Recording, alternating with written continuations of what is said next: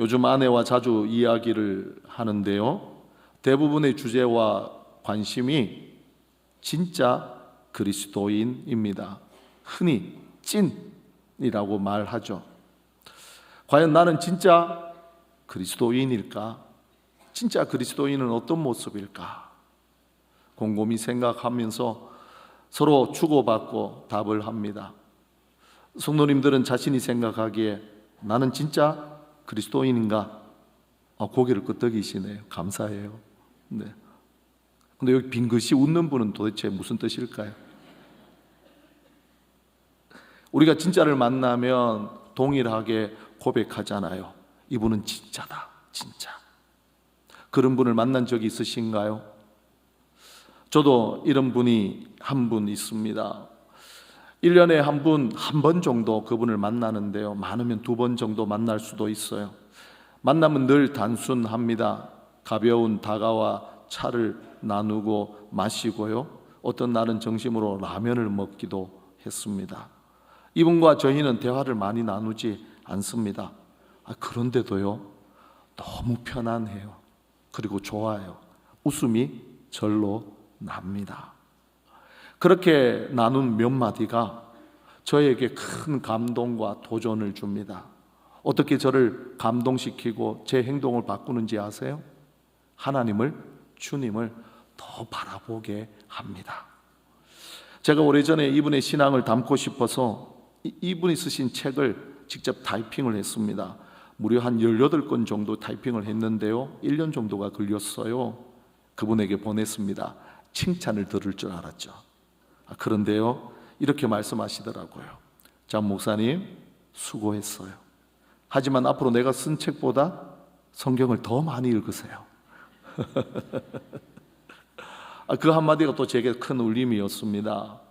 그래서 그 후로 성경을 더 많이 읽었는데요, 때로는 한 해 10독 정도를 했습니다. 저는 이분을 통해 진짜 그리스도인이 어떤 사람인지, 어떤 모습인지를 알았습니다. 늘 주님과 연결되어 있는 사람이에요.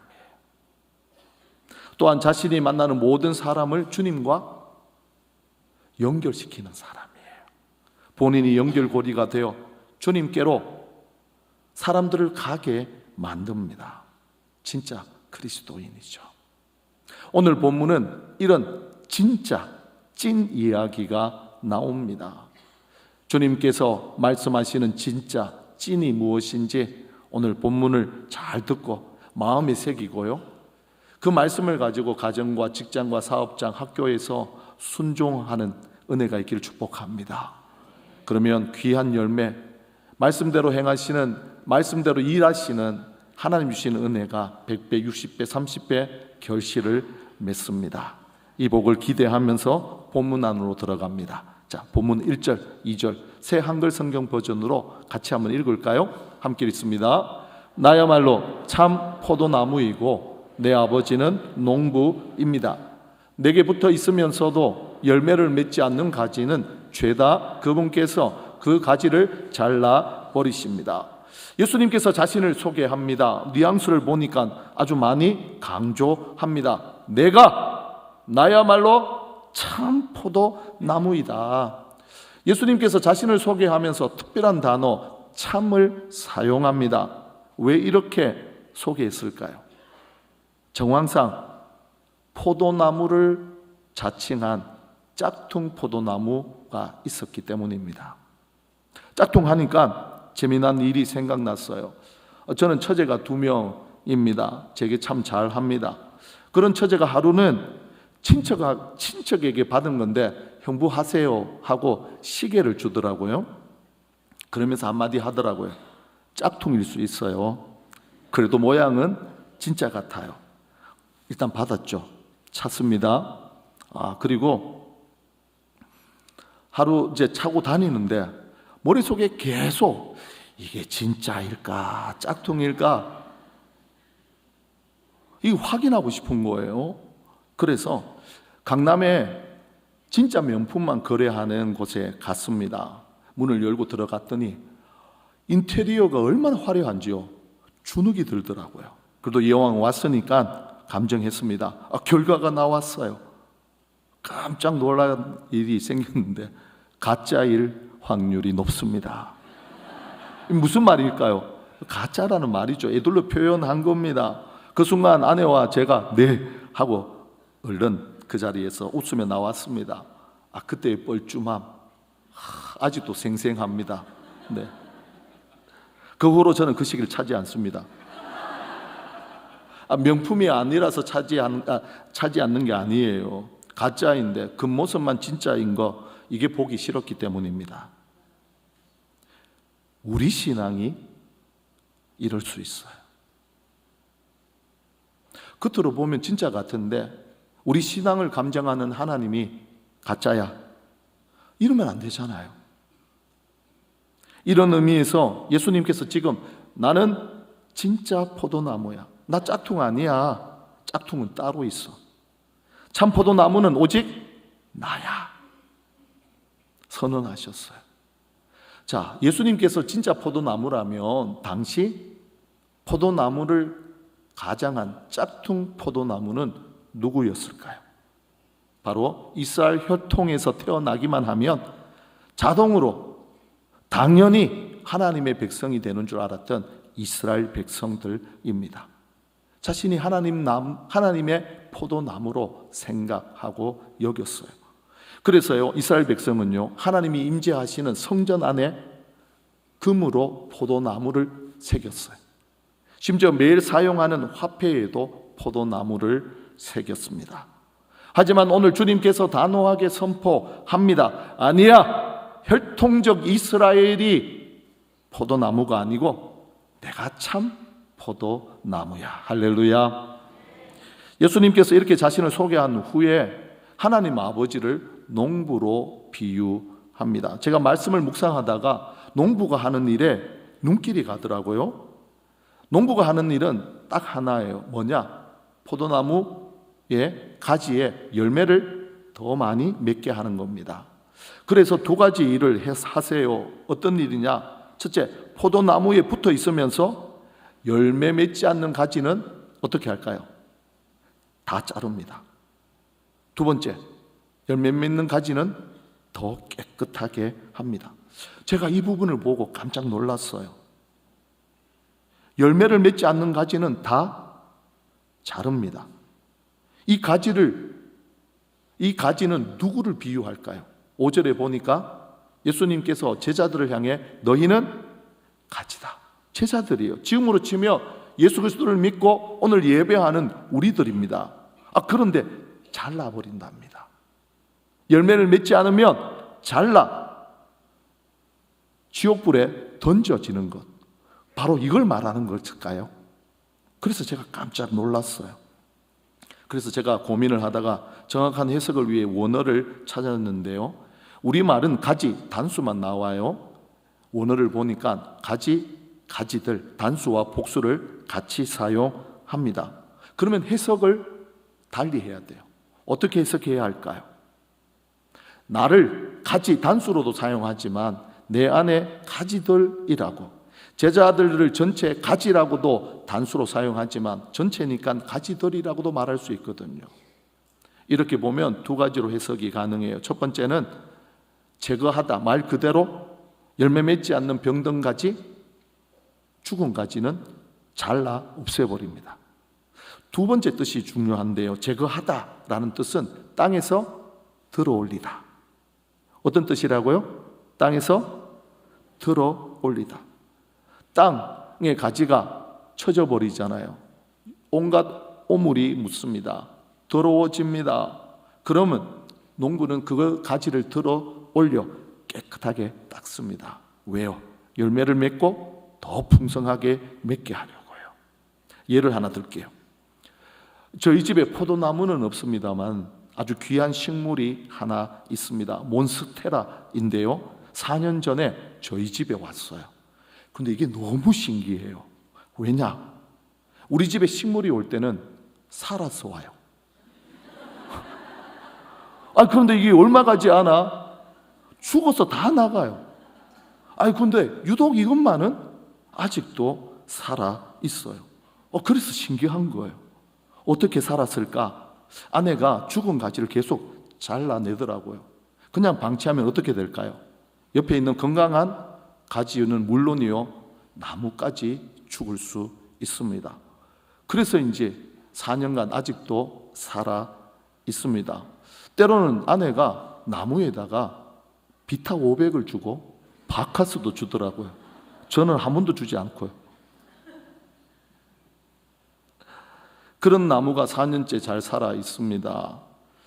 그 나무가 최근에는요, 우리가 생각지도 못했는데 쑥쑥 잘 자라더라고요. 이유가 있어요. 아들이 바닥에 축 처진 가지를 꽃대에 메어서 올렸습니다. 창가에 두면서 햇빛을 비춰주고요, 때에 맞게끔 물을 줬습니다. 그러니까 쑥쑥 자라더라고요. 오늘 본문에 등장하는 농부이신 하나님 아버지도 바로 이런 의미예요.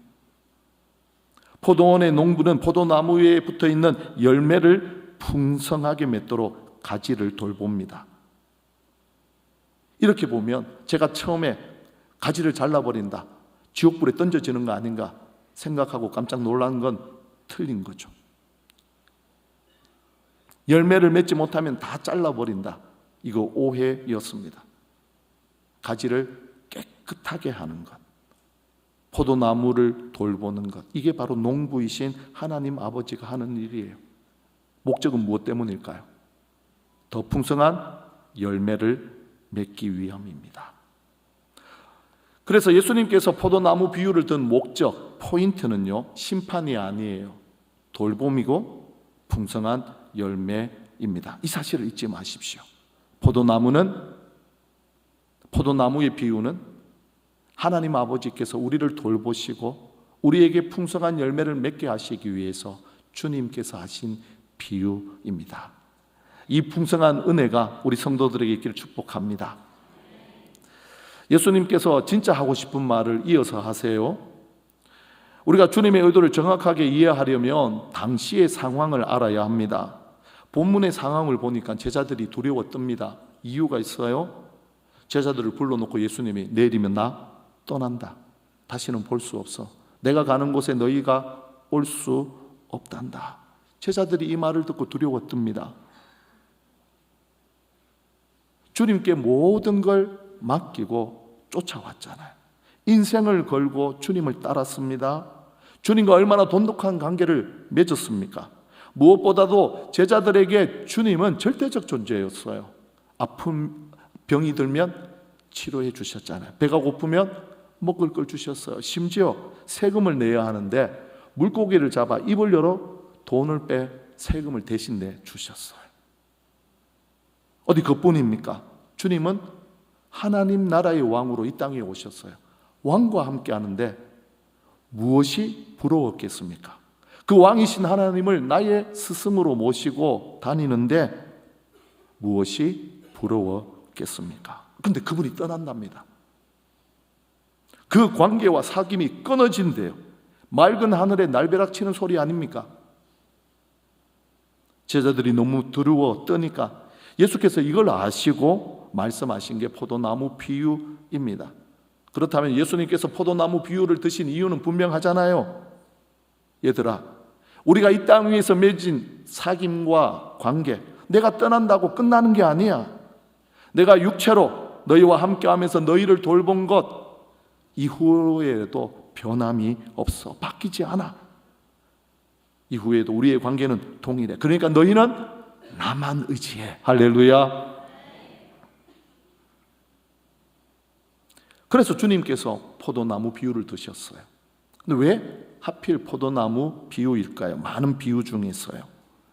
포도나무와 포도나무 가지의 비유는요, 그 어떤 연합과도 비교조차 할 수 없도록 든든하고 단단하고 견고합니다. 예를 한번 들게요. 성경에 보면 양과 목자의 비유가 나오잖아요. 양은 절대적으로 목자를 의지합니다. 그렇다고 양이 목자를 떠난다고 해서 바로 죽는 건 아닙니다. 그렇잖아요. 아버지와 아들과 비유도 나오잖아요. 아들에게 아버지는 절대적인 존재죠.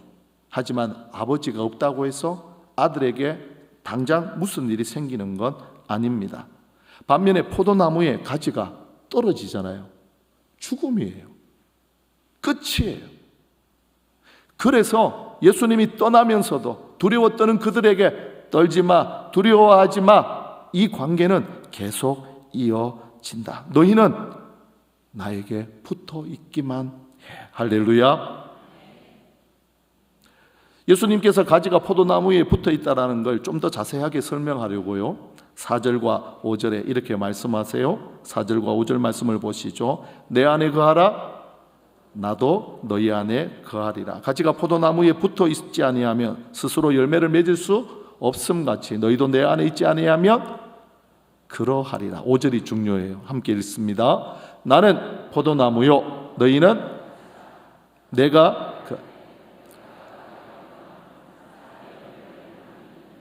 나를 떠나서는 할렐루야. 내 안에 거하라, 나도 너희 안에 거하리라. 예수님 안에 거하는 것, 이것이 포도나무에 가지가 붙어 있는 거예요. 여기서 한 가지를 아셔야 해요. 포도나무에 가지가 붙는 건 일방적인 문제가 아니에요. 상호 간의 문제예요. 일방적인 한쪽만의 책임만이 아닙니다. 예수님과 우리 모두의 책임이 포도나무와 가지의 비유입니다. 책임을 다 져야 한다. 책임하니까 좀 어려울 수 있어요. 그럼 단어를 한번 바꿔볼까요? 책임 대신 선택. 선택은 어때요? 예수님 안에 거하는 것, 성도들에게는 필수입니다. 포도나무에 가지가 붙어 있어야 사니까요. 절대적이죠. 그래야 영생을 얻고 열매를 얻습니다. 하지만 그 필수, 성도가 선택해야 합니다. 너희가 나와 연결되기 위해, 너희가 내 안에 거하기 위해 선택해야 하는 겁니다. 너희가 나를 선택하고 내 안에 거하며 나도 너희 안에 거한다. 생명을 얻고 열매를 얻는다. 그러나 이것을 너희가 선택하는 거야. 선택하지 않으면 생명도 열매도 없어요. 이야기 하나 할게요. 전도할 때 이런 경우를 종종 봅니다. 최근 들은 이야기예요. 예수 믿지 않는 한 분이 장례식을 다녀왔습니다. 그런데 상태가 너무 안 좋아요. 옆에 계시는 분이, 성도님이 보니까 유심히 살펴보니까 영적 문제 같더래요. 마치 귀신 들린 것처럼 보였어요. 이때다 싶어서 오랜 친분 관계에 있었으니까 복음을 전했습니다. 강력하게 예수 그리스도의 이름을 전했더니 예수 이름을 듣고 그 안에 있던 귀신이 떠났어요. 이분의 정신이 돌아왔어요. 그리고 나니까 이때다 싶어 더 복음을 전했습니다. 예수님을 믿고 영접해서 나와 같이 신앙생활하자. 그러면 예수님이 당신 안에 거해, 당신 안에 살아. 그러면 어떤 귀신도 더 이상 당신 안에 들어올 수 없어. 그랬더니요, 그분이 그건 너무 좋을 것 같은데 아직 내 안에 예수님이 사는 건 나는 싫어. 그리고 거부한 겁니다. 예수님이 그 사람을 구원하고 생명을 주고 평안하게 하기 위해 전도자를 보냈습니다.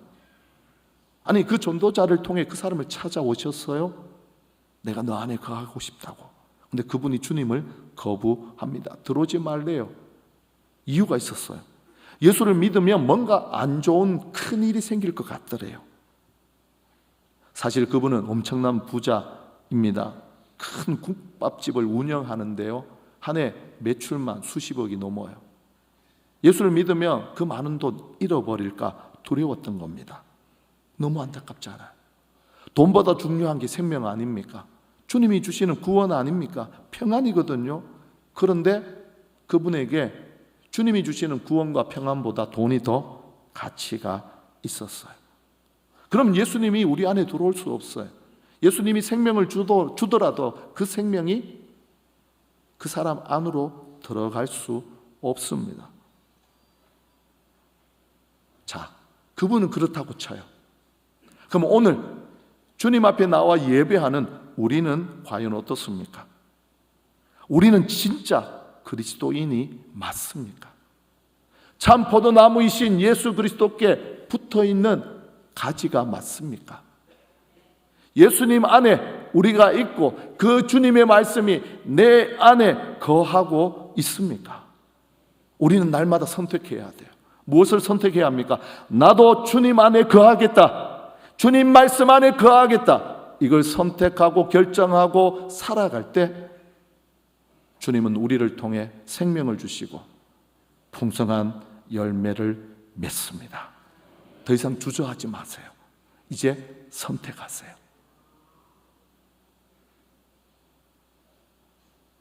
주님 안에 거한다. 주님과 함께 살아간다. 주님의 말씀이 내 안에 거한다. 제가 목사니까 이걸 누구보다도 잘 알아요. 일단 쉬운 이해를 돕기 위해 제 이야기를 잠깐 할게요. 성도님들이 보시기에 장동희 목사 어때요? 흔히 말하는 것처럼 20m 미남, 100m 미남, 20m, 100m 뒤에서 보면 참 멋있는데 사실 가까이 와보면 저 약점 많거든요. 부족한 거 많아요. 냄새 많이 납니다. 저는 참 많은 열등감에 시달렸어요. 하지만 예수 그리스도를 믿고 난 다음에 저의 생각과 마음, 태도 많이 달라졌어요. 열등감이 올라오잖아요. 그때마다 저는 고린도후서 5장 17절을 암송합니다. 그런즉 누구든지 그리스도 안에 있으면 새로운 피조물이 이전 것은 지나갔다. 보라, 새 것이다. 그래서 나는 그리스도 안에서 새로운 피조물이다. 나는 새 것이다. 이 말씀이 제 안에서 저를 치료했어요. 정말 진짜 그리스도인으로 조금씩 멋지게 만들어 갔습니다. 목사지만 힘든 일을 만납니다. 어떤 경우에는 도저히 내 힘으로는 이 문제를 해결할 수 없다. 좌절하고 절망할 때가 있어요. 그때 저는 창세기 1장 1절 말씀을 외웁니다. 대초에 하나님이 천지를 창조하시느니라. 시편 23편 1절 여호와는 나의 목자시니. 그렇죠. 천지를 창조하신 전능하신 하나님 앞에 제가 가지고 있는 문제가 문제일까요? 아니더라고요. 여호와께서 나의 목자가 되시면 내 안에 부족함이 없다. 부족함이 있더라도 부족함이 없다고 믿어질 때 성령께서 그 말씀대로 역사하시더라고요. 그 말씀이 믿어지고 그 말씀이 내 안에 거한다는 것이 바로 이런 의미입니다. 그리고요, 기도합니다. 당연하죠. 말씀이 내 안에 거하고 그 다음에 이어지는 자연스러운 현상이 내 안에 계신 주님과의 대화입니다. 대화 기도이잖아요. 그래서 예수님께서 오늘 본문 7절에서 아주 중요한 말씀을 하세요. 같이 읽을까요? 함께 읽습니다. 너희가 내 안에 거하고 내 말이 너희 안에 거하면 무엇이든지 그리하면, 이 말씀의 진짜 중요한 의미를 아셔야 해요. 우리가 곧장 원하는 대로 구하라, 그리하면 이루리라, 여기에 내 시선을 집중하고 내 마음이 꽂히잖아요. 그럼 기도 응답 받지 못해요. 믿음을 잃어버리고 믿음의 자리에서 떠날 수 있습니다. 순서가 중요해요. 절차를 보셔야 해요. 먼저는 내 안에 거하고 내 말이 너희 안에 거해야 합니다. 할렐루야. 그게 먼저예요. 그 후에 구하라예요. 이 순서대로 절차대로 하면 무엇을 구하든지 이루어집니다. 이런 거 아닐까요? 저희 아들에게 일어난 일인데요. 아들은 자기 이야기하는 걸 싫어합니다. 그런데도 오늘 본문하고 아주 본문과 적절할 것 같아서 짧게 이야기를 할게요. 언젠가 아들이 억울한 일을 당했어요. 좀 더 정확하게 말하면 이해할 수 없는 상황이 생겼어요. 해결하려고 이 모양 저 모양으로 뛰어다녔습니다. 집사람하고 저에게도 연락을 했죠. 그래서 아내와 저는 금식 기도하면서 하나님 앞에 기도했습니다. 어떻게 됐을까요? 우리의 바람대로 해결되지 않았어요. 오히려 상황은 더 힘들어졌고 꼬이고 이상하게 흘러갔습니다. 그런 상황에서 아들과 영상 통화를 했어요. 제가 지금까지 본 아들의 모습 중에서 가장 아프고 고뇌하는 모습이었습니다. 너무 안타깝게 쳐다보는 저희를 보면서 아들이 두 손을 머리에 얹고 자기의 마음을 다짐하면서 이렇게 말했습니다. 나는 분명 이 상황을 이해할 수 없어요. 하지만 지금 내 곁에 계신 주님, 내 안에 계신 주님, 원망하지 않아요. 불평하지 않아요. 왜냐하면 저는 주님을 믿기 때문입니다. 그러면서 울더라고요. 자식이 우는 걸 보면 부모는 가슴이 찢어지거든요. 그래도 기특했어요. 아, 주님께서 이 아이의 신앙과 믿음을 받았다 확신이 들더라고요. 그때가 밤 12시가 조금 넘었어요. 그리고는 잠이 들었습니다. 정확하게 2시간 뒤에 아들이 카톡을 보냈어요. 걱정하지 마세요. 문제가 해결될 것 같습니다. 진짜 그 후에 문제가 해결되었어요. 얼마나 감사합니까? 주님께서 그 믿음을 보시고 그 고백을 들으셔서 그 고백대로 응답해 주셨어요. 깊은 수렁에 빠졌는데 건져내 주셨습니다. 보세요. 예수님 안에 있는데도 어려움을 만나잖아요. 나무에 가지가 붙어 있는데도 바람에 흔들립니다. 하지만 꺾이지 않아요. 왜요? 하늘과 땅의 모든 권세를 가지신 예수 그리스도 안에 우리가 있기 때문입니다. 할렐루야. 우리에게 있는 여러 가지 어려움은 오히려 농부 하나님이 우리의 삶에 풍성하게 열매 맺게 하시는 복이 되고 선이 됩니다. 이것이 주님 안에 거하고 주의 말씀이 내 안에 거하는 자가 무엇이든지 원할 때 구하면 응답받는 은혜입니다. 이 은혜가 있기를 축복합니다. 예수 그리스도께서 포도나무 비유를 통해 당시 제자들에게 분명한 메시지를 전했습니다. 내 안에 거하라. 가지가 포도나무에 붙어 있는 것처럼 내게 붙어 있어라. 그래야 산다. 열매 맺는다. 이제 그 주님께서 오늘 우리에게 이렇게 말씀하십니다. 예수 그리스도 안에 거하라. 주님의 말씀으로 너희 안에 예수님을 거하게 하라. 이것이 진짜 그리스도인이다. 진짜 그리스도인이 예수님 안에 거함으로 열매를 맺는다. 기억합시다. 포도나무의 비유의 중요한 것은 순서와 절차입니다. 우리가 주님 안에, 주님이 우리 안에, 우리가 주의 말씀 안에, 주의 말씀이 우리 안에 거할 때 모든 것은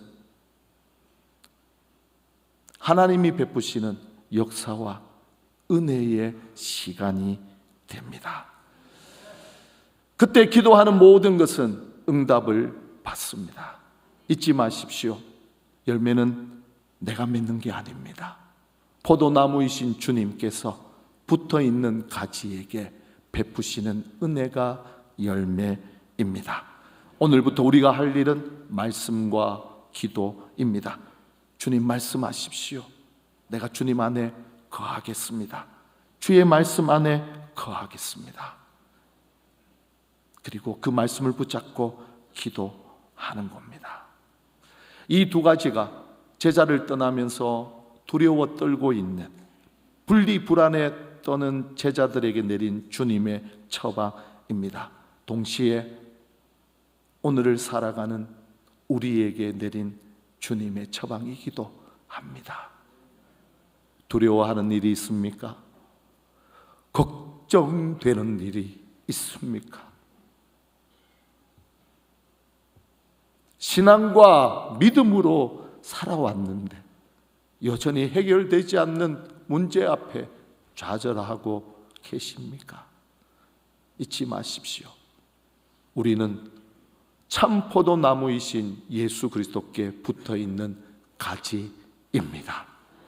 그분 안에 거하십시오. 그분의 말씀이 내 안에 거하도록 주야로 그분의 말씀을 묵상하십시다.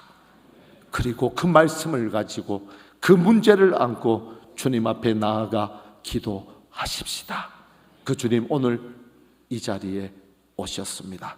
우리 함께 믿음으로 은혜의 보좌에 앉아 계신 주님 앞에 나아가 이 약속을 붙잡고 기도함으로 때를 따라 돕는 은혜를 베푸시는 주의 역사가 우리 모든 성도들의 큰 열매로, 풍성한 열매로 가득하기를 예수 그리스도 이름으로 축복합니다.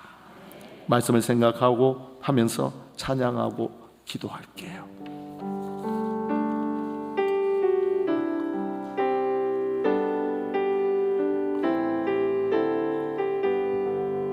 무명이어도 공허하지 않은 것은 예수 안에 난 만족합니다.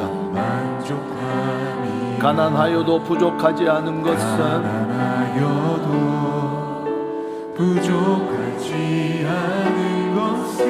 예수 안에 오직 나는 두려함이라.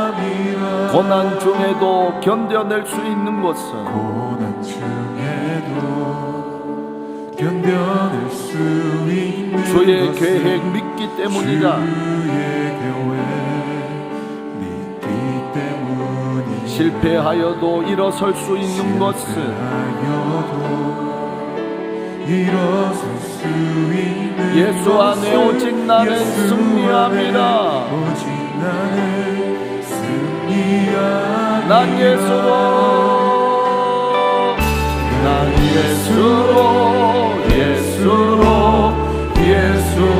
충만하네.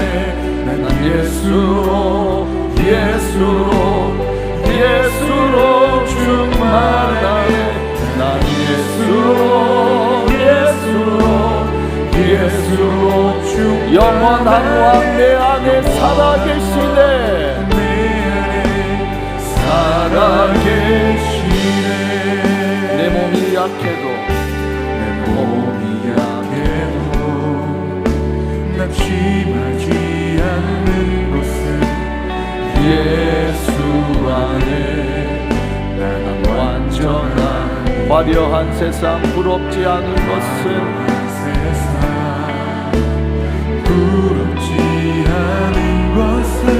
난 예수로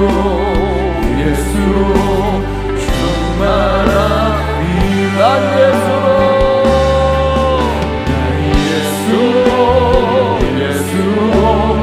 예수로 충만하네.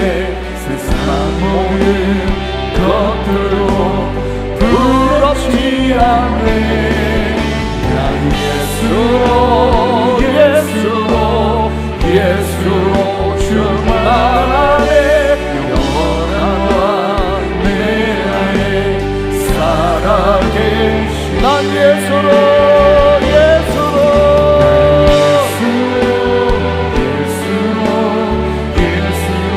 충만해. 세상 모든 풍파도 두렵지 않네. 난 예수로 충만하네. 영원한 왕 내 안에 살아계시. 기도합니다. 왼손을 가슴에 얹습니다. 주님 내 안에 살아 주옵소서.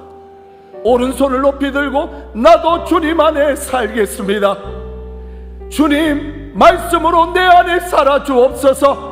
나도 주님의 말씀 안에 살겠습니다. 날마다 선택하고 주의 말씀을 묵상하며 기도하며 나아가겠습니다. 성령 하나님 나를 인도하여 주옵소서. 주님 찾고 기도합니다. 주여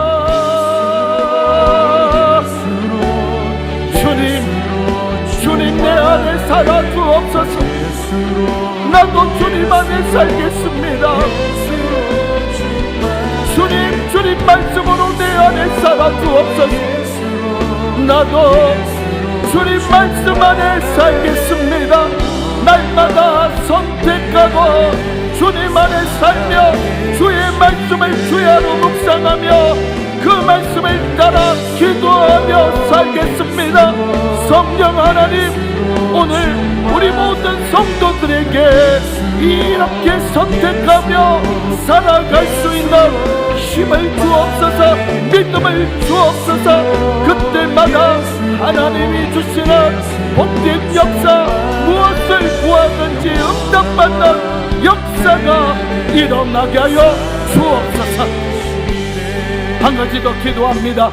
주님, 사랑하는 아내와 남편 안에 살아 주옵소서. 아들과 딸과 손자와 손녀 가운데, 부모님 가운데 살아 주옵소서. 사랑하는 아내와 남편이, 아들과 딸과 손자와 손녀가, 부모님이 주님 안에 거하는 믿음의 사람이 되게 하옵소서.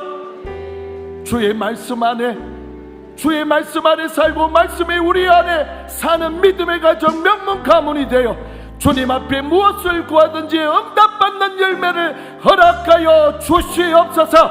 주의 이름을 찾고 기도합니다. 주여, 주여,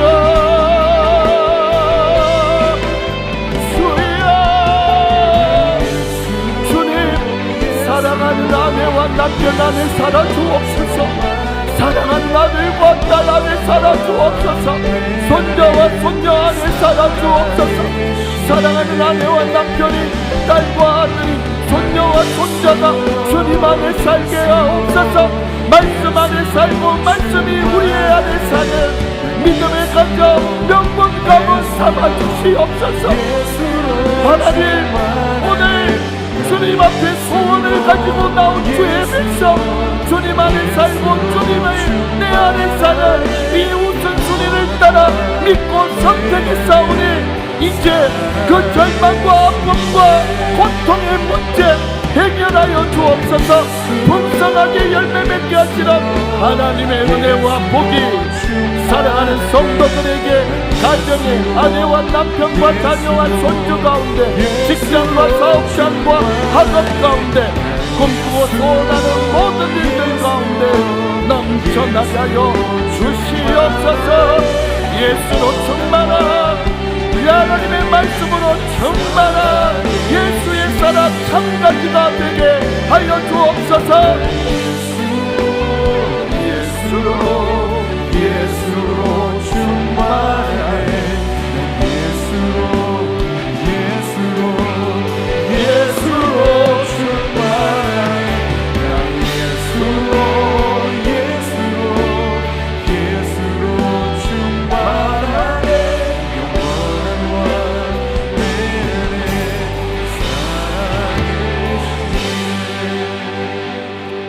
지금은 참포도나무 대신 예수 그리스도의 크신 은혜와 우리에게 풍성한 열매를 주시는 농부 되신 하나님 아버지의 그 크신 사랑하심과 오늘 말씀을 우리 안에 두시고 이 말씀으로 우리를 이끄시고 100배, 60배, 30배 결심 맺게 하시는 성령 하나님의 교통하심이 날마다 주의 말씀을 선택하고 주님 안에 내가 살고 주의 말씀이 내 안에 살고 나도 주님 안에 살겠다 결단하며 살아가기를 다짐하는 사는 모든 성도들의 머리 위에, 가정 위에, 자녀 위에, 직장과 사업장과 마음에 소원하는 모든 일들과 주님의 교회 한성과 대한민국 열방 가운데 지금부터 영원토록 함께 있을지어다.